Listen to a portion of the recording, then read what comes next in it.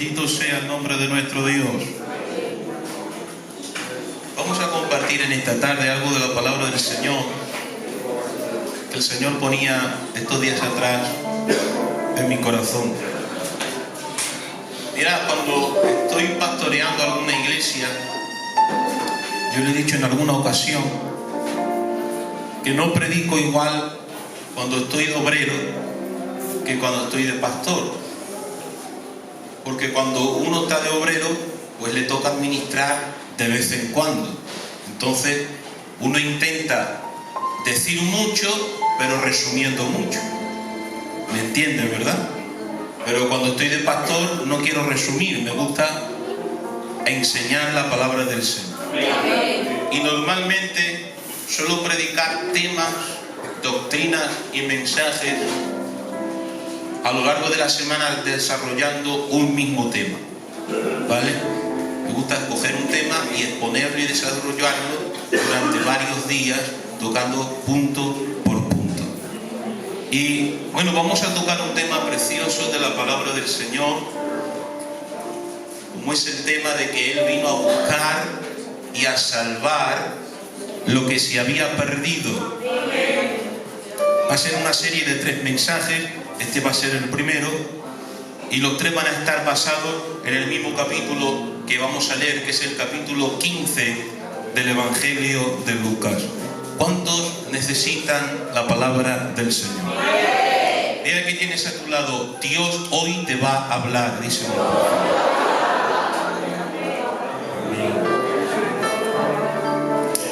Vamos a leer la Biblia en el libro de Lucas, capítulo 15, versículo 1 en adelante. Libro de Lucas, capítulo 15, verso 1 en adelante. Dice así la palabra en el nombre de Jesús.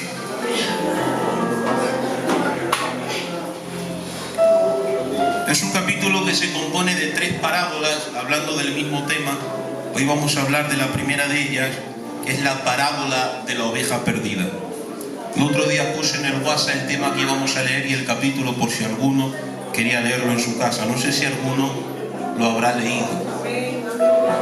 Voy a hacer la pregunta: ¿alguno lo ha leído? A ver, que levante la mano el que lo haya leído. Un poco, es apenas 3 o 4 personas, pero bueno. Vamos a leer capítulo 15, verso 1 en adelante. Dice así la palabra en el nombre de Jesús. Se acercaban a Jesús todos los publicanos y pecadores para oírle, y los fariseos y los escribas murmuraban diciendo: este a los pecadores recibe y con ellos come. Entonces Él les refirió esta parábola diciendo: ¿qué hombre de vosotros, teniendo 100 ovejas, si pierde una de ellas, no deja las 99 en el desierto y va tras la que se perdió hasta encontrarla? Y cuando la encuentra, la pone sobre sus hombros gozoso, y al llegar a casa, reúne a sus amigos y vecinos diciéndoles: gozaos conmigo, porque he encontrado mi oveja que se había perdido. Os digo que así habrá más gozo en el cielo por un pecador que se arrepiente que por 99 justos que no necesitan de arrepentimiento. Amén, la palabra del Señor. Pueden tomar asiento.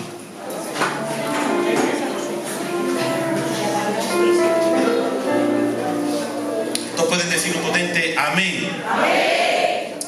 Mirad, en el primer verso dice la Biblia algo que es impactante, y es que dice que se acercaban a Jesús. Santo. ¿Quién se ha acercado a Jesús? Gente rica, gente importante, gente sabia, gente poderosa, gente adinerada. No. Dice, se acercaban a Jesús todos los publicanos y los pecadores para oírle. Santo. ¿Qué vería la gente en la persona de Cristo ¿Qué verían en su mensaje que atraía, gloria a Dios, a los pecadores y a los publicanos para oír su palabra? Santo. Cuando los escribas y los fariseos vieron esto, criticaron a Jesús. Santo. ¿Sabes por qué criticaron a Jesús? Ellos decían en el versículo 2, dice, este Jesús recibe a los pecadores y con ellos come. Eso era una crítica hacia la persona de Jesucristo. Santo. Porque ellos no entendían cómo una persona de Dios podía recibir a gente pecadora e incluso comer con ellos. Santo. Esto para nosotros hoy puede ser algo más normal, pero en ese tiempo era algo que chocaba en la mentalidad del pueblo judío, porque ellos no tenían absolutamente ninguna comunión, ninguna relación con las personas que eran pecadoras y publicanas. No tenían absolutamente ningún tipo de relación. Es más, se les cortaba el habla, se les prohibía hasta incluso hablar con ellos. Santo. No podían tener ninguna relación con la gente pecadora. Y alguno podría decir, bueno, y entonces esta gente religiosa, ¿cómo pretendía ganar las almas para el Señor? Es que ellos, la idea que tenían era que si una persona era pecadora, esa persona por sí sola se tenía que acercar a Dios, y a base de mucha penitencia y de mucha insistencia, tal vez Dios podría perdonarles. Esa era la mentalidad que tenía el pueblo judío, los escribas y los fariseos. Por eso, en otra ocasión, en el capítulo 9 de Mateo, Jesús, que está en la casa de un publicano llamado Mateo, un hombre pecador y de mala fama, dice la Biblia que fue a su casa, se sentó en su mesa, y en esa mesa se sentó gente, hablando con respeto, de muy mala reputación en el pueblo. En esa mesa se sentaron mujeres de mala reputación, se sentaron hombres de mala reputación, y Jesús comía con ellos. Santo. Cuando un judío comía con otro era un signo de amistad y de relación. Esto estaba totalmente prohibido para ellos. Por eso los escribas y los fariseos preguntan a los discípulos y les dicen, ¿por qué vuestro maestro come con publicanos y con pecadores? Era algo chocante para ellos, hermanos. ¿Cómo es que este hombre tiene relación con ellos? ¿Por qué se relaciona con ellos? A lo que Jesús les tiene que responder de esta manera y les dice, mirad, os voy a responder el porqué. Los sanos no tienen necesidad de médico, sino los enfermos. Y le reprocha al Señor, vosotros que presumís de conocer la Escritura, y aprended lo que significa lo que está escrito en el Antiguo Testamento. Misericordia quiero y no sacrificios.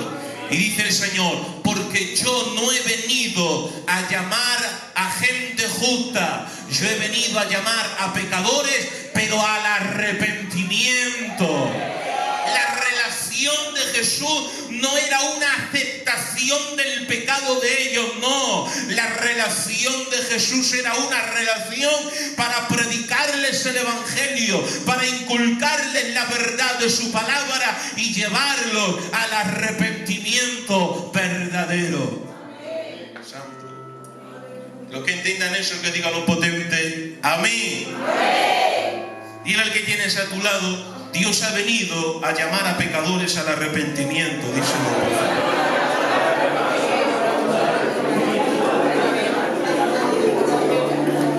Los que estén entendiendo la palabra, que digan lo potente, amén.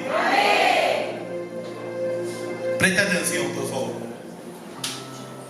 Ante esta idea del pueblo judío de no aceptar a la gente pecadora es por la razón que Jesús compone estas 3 parábolas que vamos a ir desarrollando esta semana.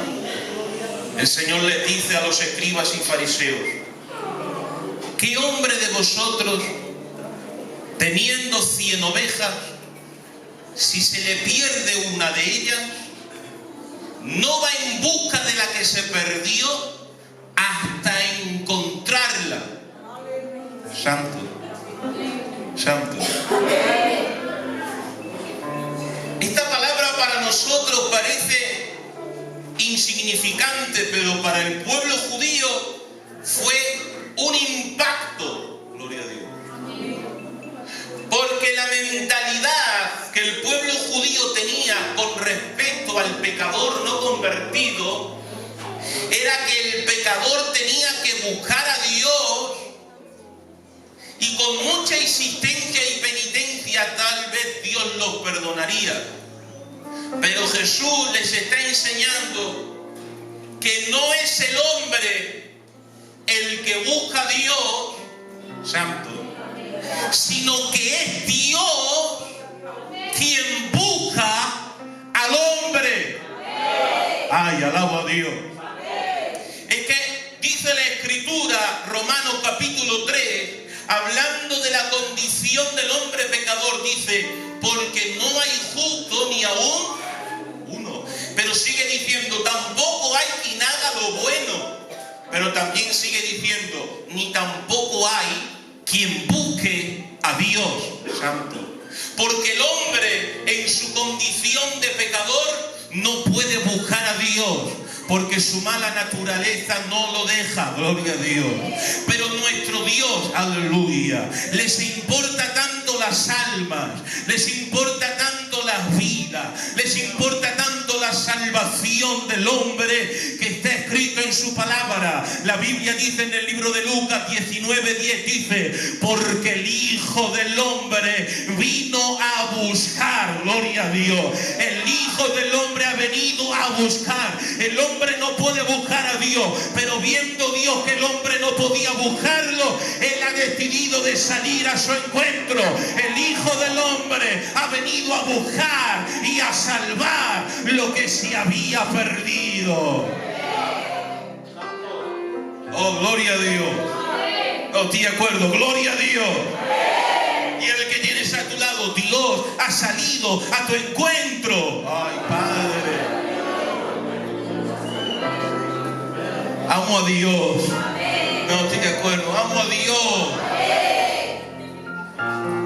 Él ha salido a nuestro encuentro. Él ha venido a buscarnos. Santo. Santo. ¿Qué hombre de vosotros, si pierde una oveja, no deja las 99 en el desierto y va tras la oveja que se perdió? Y mire, dice: la busca hasta encontrarla. Y cuando encuentra la oveja que está perdida, ¿sabes cómo está la oveja que está perdida? No tiene fuerzas, no puede volver al rebaño por sí sola. Santo. Está herida, está desviada. Las ovejas no tienen sentido de la orientación, por eso necesitan constantemente un pastor que las guíe. Santo. Pero ¿sabes qué hace este buen pastor? Gloria a Dios. Dice la Biblia que cuando encuentra la oveja, viendo que no puede, dice, la carga sobre sus hombros. Santo. Y cuando la pone sobre sus hombros, la vuelve al redil. ¿Sabes qué nos está hablando esto? Nos está hablando del amor de Dios hacia las almas. Porque en las 3 parábolas, ¿saben ustedes que las 3 parábolas que vamos a ir desarrollando tienen las mismas características? Algo que se pierde, que es recuperado y que hay gozo cuando se recupera. Santo. Y en las 3 parábolas, ¿sabes de quién nos está hablando? Nos está hablando del Dios que ha venido a buscar y a salvar lo que se había perdido. Amén. Él es el buen pastor. Alabo a Dios. Padre, alabo a Dios. No estoy de acuerdo, alabo a Dios.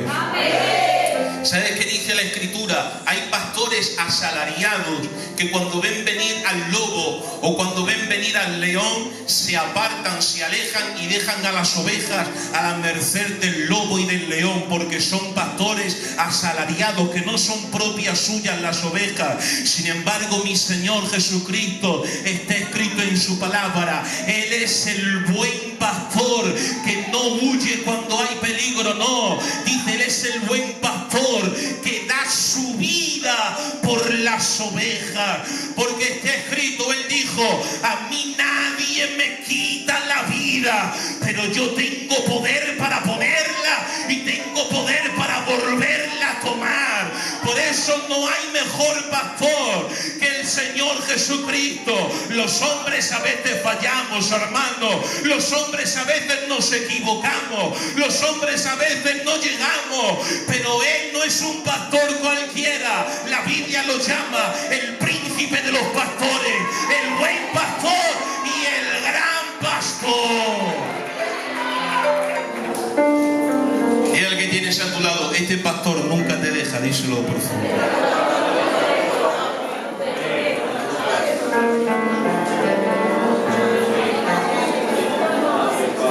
¿Me dejáis un minuto más?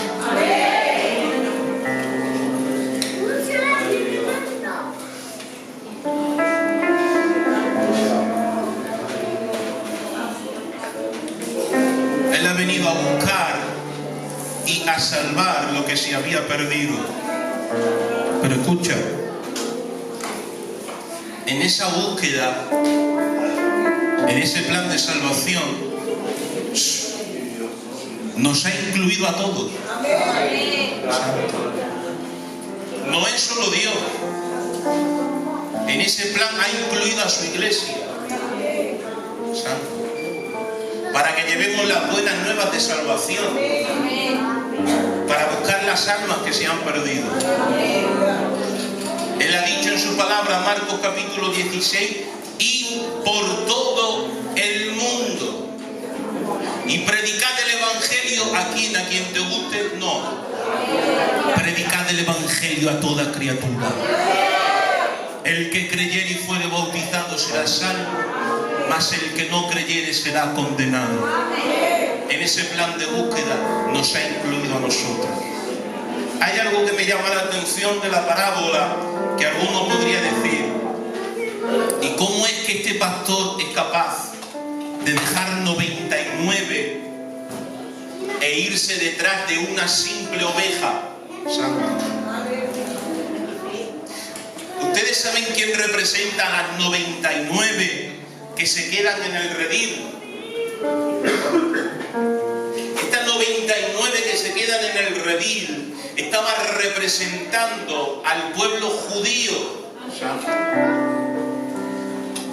que se creían justos en su propia opinión y que creían que no necesitaban de arrepentimiento.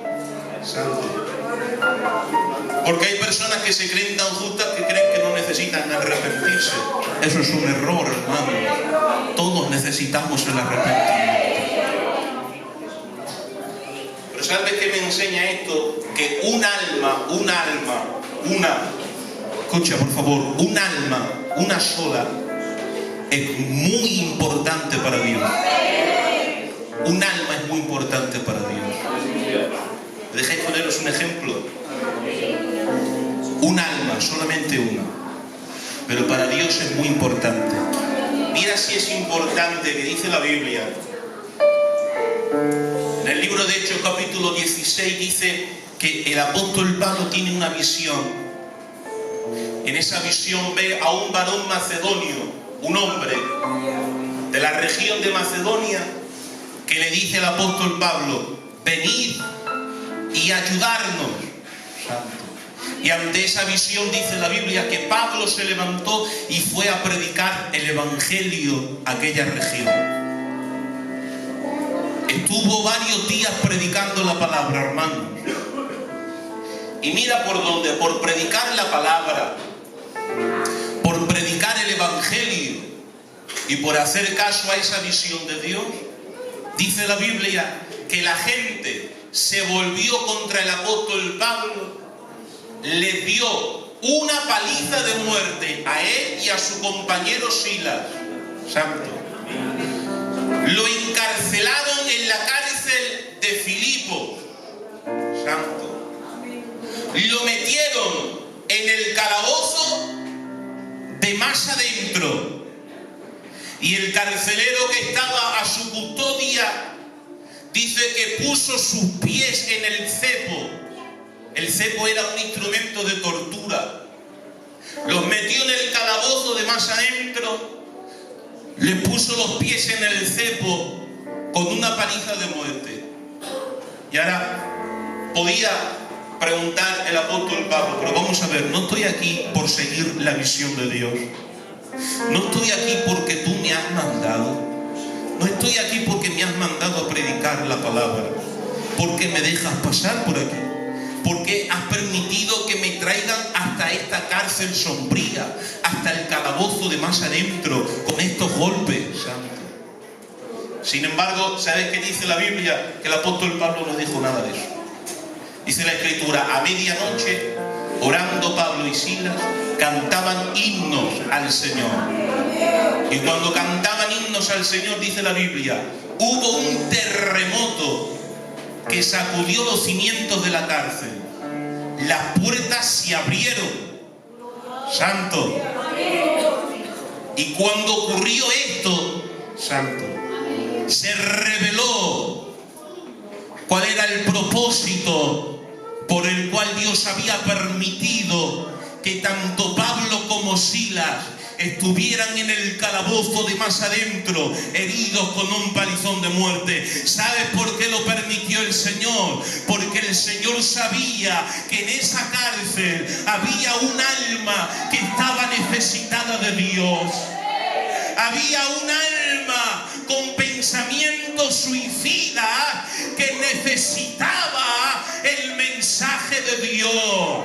Y dice la Biblia, cuando el carcelero vio que se habían abierto todas las puertas, creyendo que luego sus jefes le condenarían, dice la Biblia, cogió una espada para quitarse la vida. Pero de repente salió hablando la voz del apóstol diciendo, no te hagas ningún mal, que estamos todos aquí. Todos los presos se quedaron. Y dice la Biblia, ante esto no tuvo por más remedio que arrodillarse el carcelero. Cogió al apóstol Pablo a Silas, lo sacó afuera y le dijo, hermano, ¿qué tengo que hacer para ser salvo? Y se le predicó la palabra, cree y serás salvo tú y tu casa.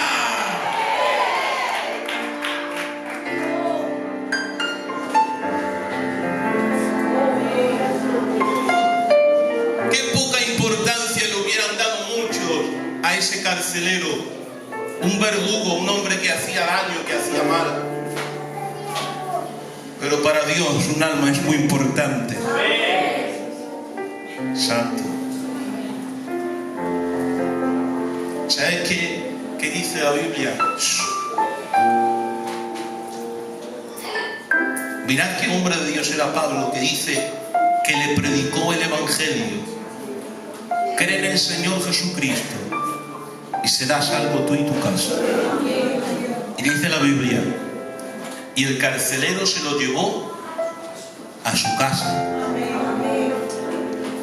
Y creo en la conversión del carcelero por esto que te voy a decir. Dice la Biblia, y cuando se lo llevó a su casa, dice la Escritura textualmente, dice, les lavó las heridas. Santo. Cogió un trapo y empezó a lavar, ay Padre, alabo a Dios, las heridas del apóstol que había sido masacrado. Gloria a Dios. Y ahora escucha esto. Mientras que el carcelero está lavando las heridas, algunas de ellas las había infringido él, pero el que había infringido antes heridas ahora las lava, ahora las cura. Eso es síntoma de conversión. Porque el que antes hacía daño ya no lo hace. El que antes hacía daño ya no. El que antes sería, ahora sana. El que antes sería, ahora cura. Y mientras que le está lavando las heridas, ¿sabes qué dice la Biblia? Que el apóstol Pablo le predicó el evangelio a toda su casa, a su mujer y a sus hijos. ¿Se puede usted imaginar al apóstol herido, ensangrentado, y que mientras que éste le está lavando las heridas, le está diciendo a la mujer del carcelero: mujer, ¿sabes una cosa? El Señor te ama. Oh, gloria a Dios. Y mientras le está lavando las heridas, se dirige a sus hijos y le dice: hijos del carcelero, ¿sabéis una cosa? Jesús murió por vosotros y quiere la salvación de vuestra alma. Oh, hermanos, hizo tanto impacto la palabra de Dios. Gloria a Dios. Porque no necesitamos milagros, necesitamos su palabra. Nadie se va a convertir por un milagro. Por favor, quiero que esto lo entiendan. Nadie se va a convertir por un milagro. El que no se convierte por la palabra no se convierte por nada. Pero qué impacto hizo la palabra de Dios en la casa del carcelero, que dice la Biblia, hermano, en esa misma hora, no solo el carcelero, se cumplió lo que el apóstol le había dicho: cree y serás salvo tú y tu casa. En aquella misma hora dice la Biblia que recibió el evangelio la mujer del carcelero, y recibió el evangelio los hijos del carcelero. Y no solamente recibieron el evangelio, sino que dice la Escritura: y toda su casa fue bautizada por las aguas, confesando a Jesucristo. ¡Aleluya! Porque para Dios las almas valen mucho. Para Dios las almas valen mucho.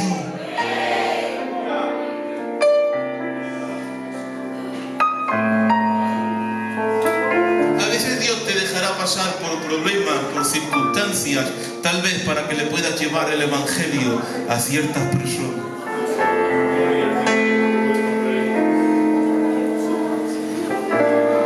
Un alma para Dios vale mucho. Estoy quebrantado porque un alma, a veces nosotros despreciamos, a veces nosotros,